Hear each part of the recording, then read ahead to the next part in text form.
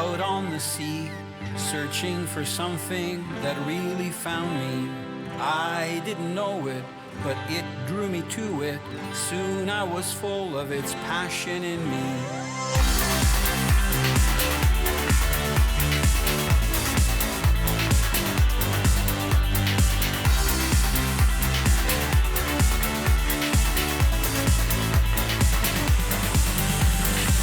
I'm Italo Labignan. 40 years I've fished the world and have learned it's not just about catching the fish, the size of the fish, or the numbers. It's about appreciating every sunrise and sunset, the smell of the sea, savoring the culture and the fish with friends. Here's the catch. It's the total experience. Presented by Bear Reels, versatile, precision, handcrafted hybrid center pins. Hooked on MFS, quality fishing tackle. Seabreeze boats, tame the oceans, and Farlow's Caribbean cuisine with a southern twist. Welcome to New York. Okay, I've got a couple of hours to kill. Where do I start? I finally made it to the Big Apple. Towering buildings, lots of noise, crowds, confusion, traffic, and construction. What would a fishing trip around New York be without checking out Times Square? I don't think I've ever seen so many big lighted billboards, a constant flow of people, non-stop cars, and some strange stuff, like a cowboy walking around in his underwear playing a guitar. Statues of Liberty's walking around, people in costumes. Wait a sec, I get it. All these characters like Spider-Man, Batman, Iron Man, Geisha, Statues of Liberties, it's Halloween, makes sense. Or do they always dress up and try to get a few bucks from the tourists for a photo op? Did I mention there are really big billboards here? By the way, nice to see lots of cops making sure no one is up to any bad. I'm thinking most of these people are tourists. If they lived here, wouldn't they be working? Okay, the cops, concession operators, tour guides are working. The rest, I don't know. I'm not the only guy bewildered walking around the street staring up at the signs. Did I mention there are like really big billboards here, like 3 to 5 stories high and a block long? Okay, leaving Times Square and making our way to Staten Island. But all of a sudden the traffic stops. Cop cars and ambulances fly by. There's news helicopters buzzing above us. I turn the radio on and we get the scoop. Breaking news out of New York City. The NYPD confirms they're responding to reports of shots fired in Lower Manhattan. It's a chaotic scene not far from the World Trade Center right now with a smashed pickup truck, mangled bicycles, what appears to be victims. Another sad incident where innocent people lost their lives in New York on Halloween.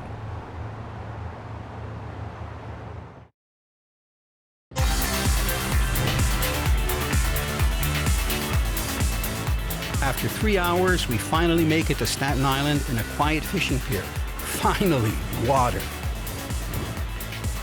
Talk about feeling like a little fish in a big pond. Speaking of fish, I'm no tourist. My goal is to connect with a friend and explore the Atlantic. But what if you live in one of the biggest cities in the US with a population of almost 9 million people?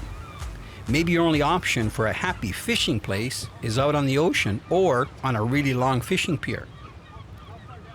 Thank goodness for the piers that go out into the Hudson River, right in the city. Here's where the locals who live in the heart of the city can chill, take a few fishing outfits, rig them up with cut bait, add some bells to their rods, and wait for a nice bluefish or striper to swim by. I call this old school fishing. Time to get some shut-eye. We're up and off at 2:30 a.m. to New Jersey to meet our fishing crew.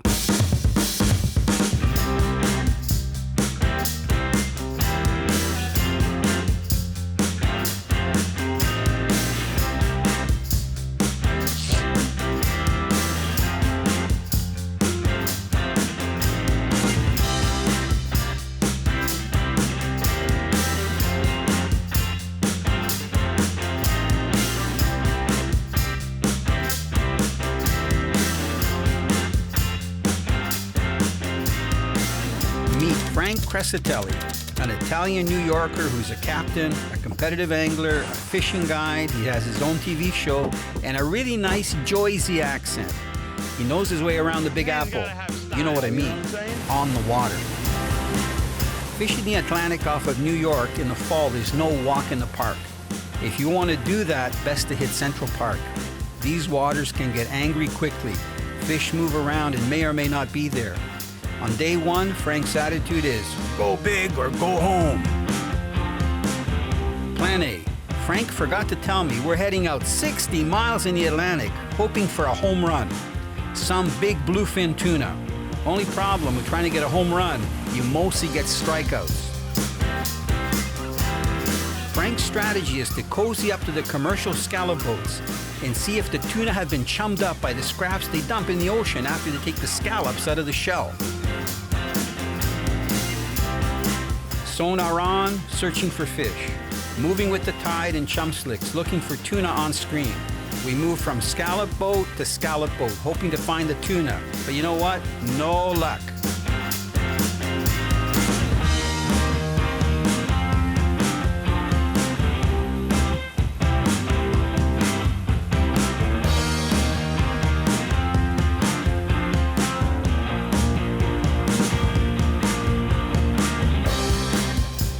Love the ocean, but getting up at 2:30 in the morning, running 60 miles in rough seas and bobbing around is the recipe for motion sickness. The hopes of a home run turn into a strikeout. We're like sad puppies heading in and our tails between our legs. It's been a long day, and tuna hunting is out of the question for day 2.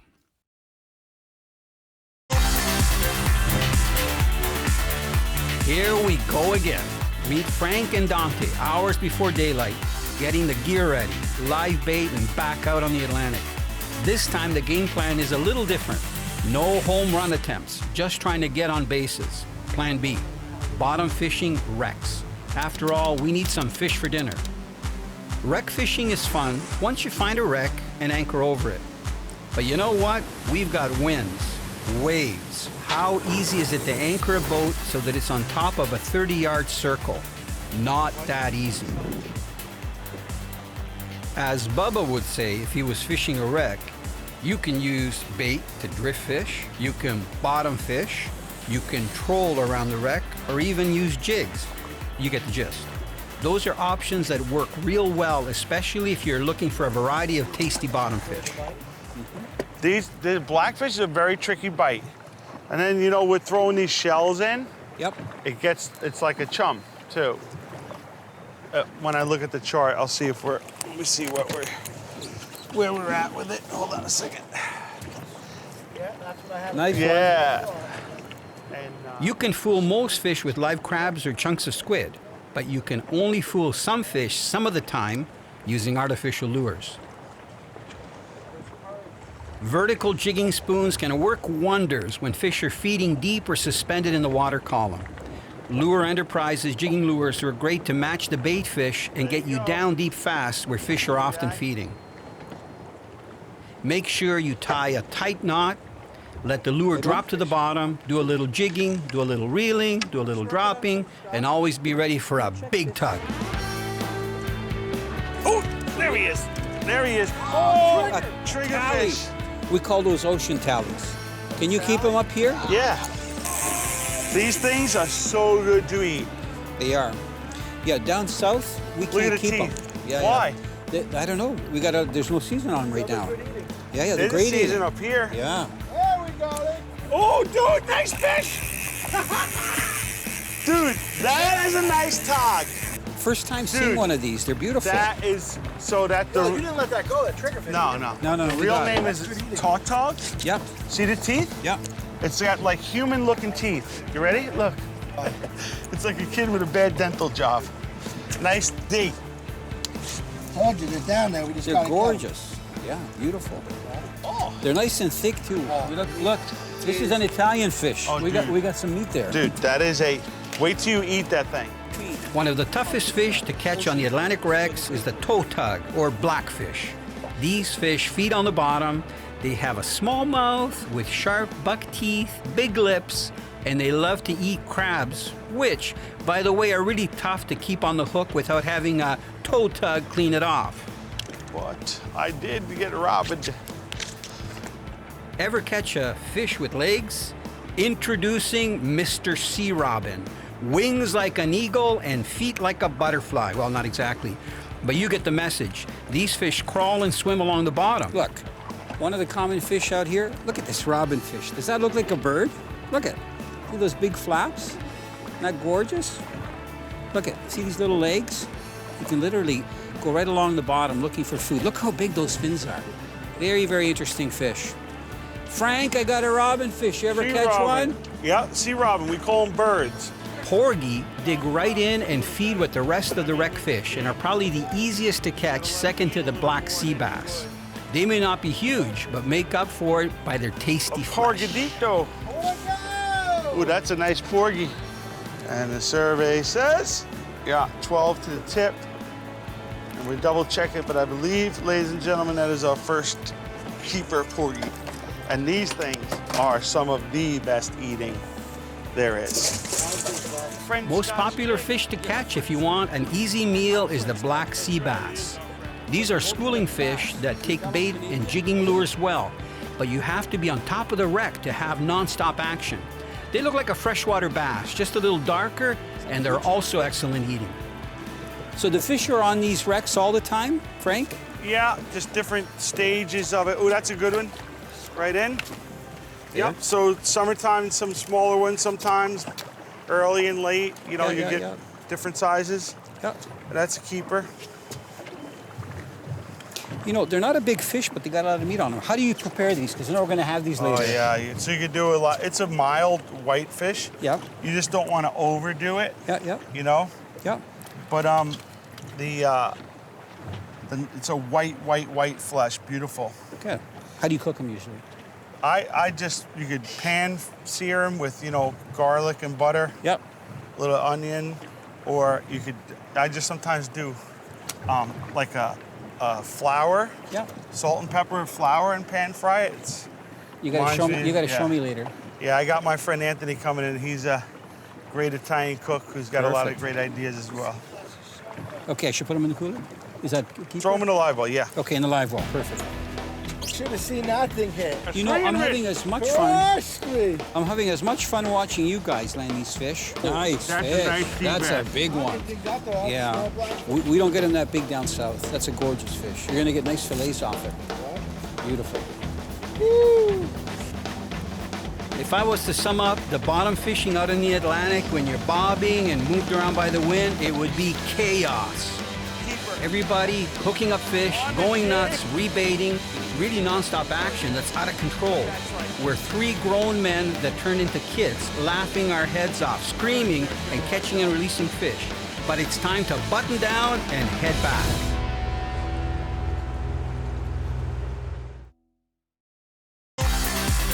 Closed captioning brought to you by Leguano, natural barefoot technology for every adventure.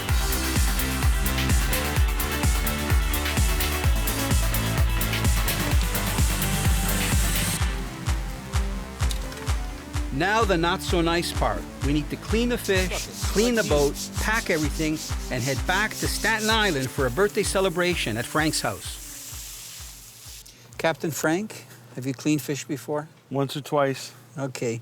You know, I'm Italian, and we like the bones clean and stuff. A lot of times my parents go, don't fillet them. You keep the skin on, scale them. I want to clean all the bones and everything, right? So I don't know how you're going to do the fish tonight. How are you going to do the black bass, the sea bass? Well, you know what the Italians always say, right? I don't know. No fillet, for eat. I like that. That's a good one. I've got to remember that one.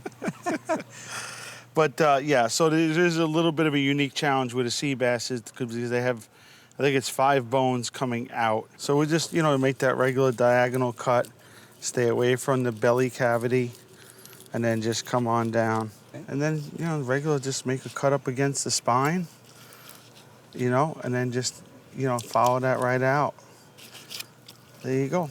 Perfect. Okay. You know, and then that, see, there's a huge rib cage in there. Yeah. You know, so then what we do is then take, just so for sake of, you know, getting every little bit out.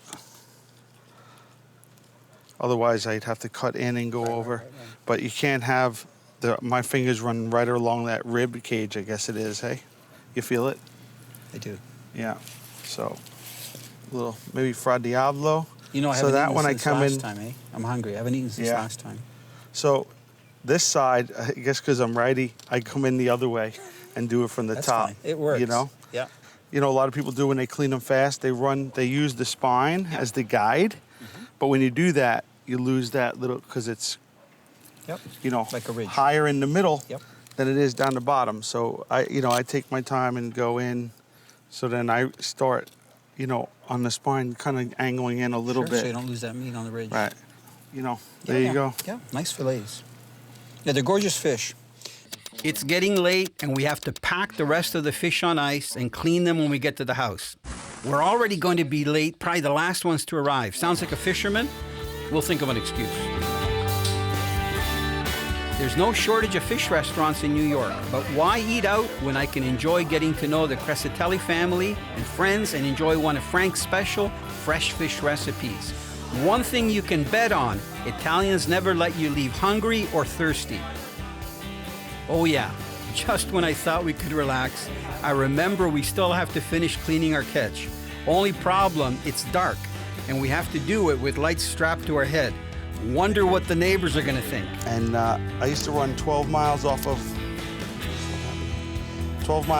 Atlantic City Yes. at will and catch those things on fly. Wow. You ever eat a blowfish? No. So up here we call them chicken of the sea, and they are wonderful. I like eating out, but my favorite experience after days fishing is being in a home where there's pets, family, friends, and getting to know each other and just having fun.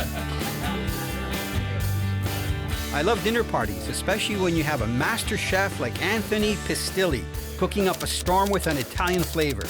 Appetizers are pickled tomatoes, roasted tomatoes, olives, focaccia bread, homemade dried Italian sausage, and salami. Did I mention that Anthony makes an amazing thin slice pizza with the right toppings that taste just like it's made in Italy? Listen, you're an excellent captain. Thanks for the big boat ride yesterday, 160 miles tour of the Atlantic. Oh, yeah. So listen, you got to explain to me, because I know we were in a rush, we were out there fishing.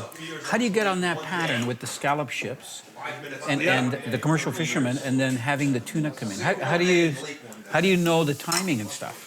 Well, I know some scallop boat captain. I know one captain. My friend knows another guy who owns 4 boats.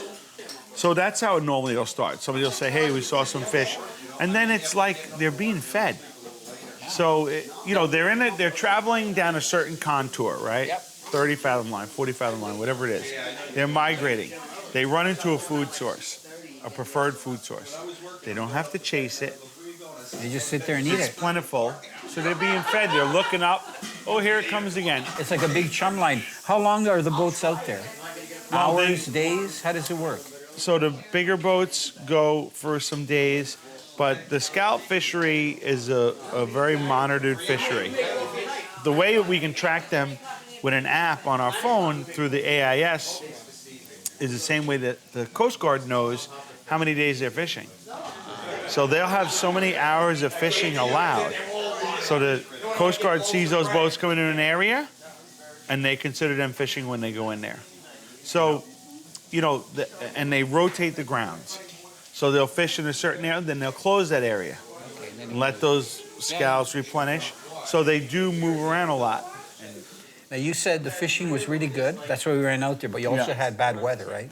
Yeah, so Just before I came. We had really good fishing for 2-3 weeks, and then we had a huge blow. And the guy at the gas dock clocked 67-mile-an-hour winds. So that started Saturday. We had been out that day, but when we went out there, all of the boats were picking up to go in to get away from the storm. So we thought we'd sneak in before the storm because I was afraid that after this happened, there'd be poor fishing. So Dante and I ran out there, but we got out there. The first boat we saw, the guy waved to us and kept driving. Yeah, because The second boat we went to, the net was on the back of the boat. One of the birds was up in the air, those planer things they pull. And when you see the net sitting there and they're driving, they're on their way. Because you saw what happens, right? They pull it up, they cut, and then they put it down, and when they're moving, that net's in the water. Right. When they're moving and the net's not in the water, they're done. So that guy was done. I can't wait to try the fish. So now you need to come and be a guest on my show. I'd love to. You want to go do somewhere it. exotic? Yes. Cuba? I would. I can do it. If I say we can do it. You saw how many cigars I smoke. You think I want to go to Cuba? They have cigars there. I understand they're pretty good. Well, if you could hook that up, I guarantee you I would love to I can do it. Well, I would love to do that. Anthony and Captain Frank are like two peas in a pod. They're Italian, they're best friends, and man, can they cook. Today's meal is a fish and seafood lover's feast. Anthony is making an amazing seafood pasta. Captain Frank is taking those tender fillets, coating them lightly, seasoning them, and gently pan-frying them just enough to bring out the most flavor. The pasta sauce has been cooking with Anthony's homemade tomato sauce, the secret ingredients, fresh herbs, fresh mussels, and clam, and it's now a rich sauce ready to go on the pasta.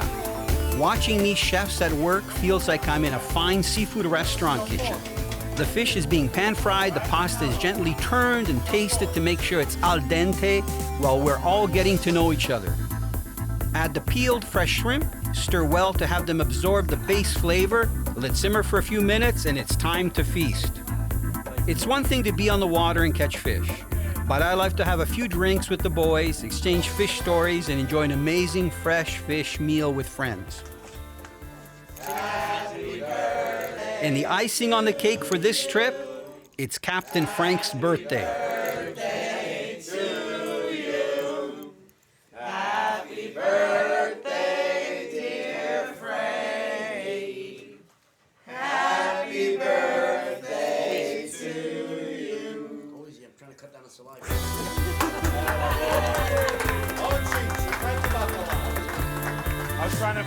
We all have the same passions, we all brag about our catches and cry about our losses. Sounds like a country and western song. If you ask me what's the most enjoyable thing about fishing, you know the answer. Here's the catch. It's the whole experience.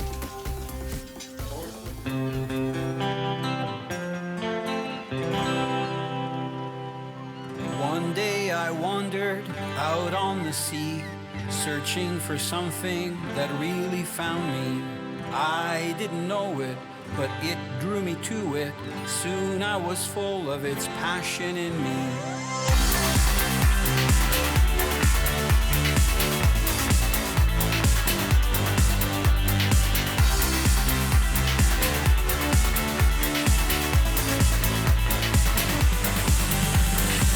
I'm Italo Labignan. 40 years I've fished the world and have learned it's not just about catching the fish, the size of the fish, or the numbers. It's about appreciating every sunrise and sunset, the smell of the sea, savoring the culture and the fish with friends. Here's the catch. It's the total experience.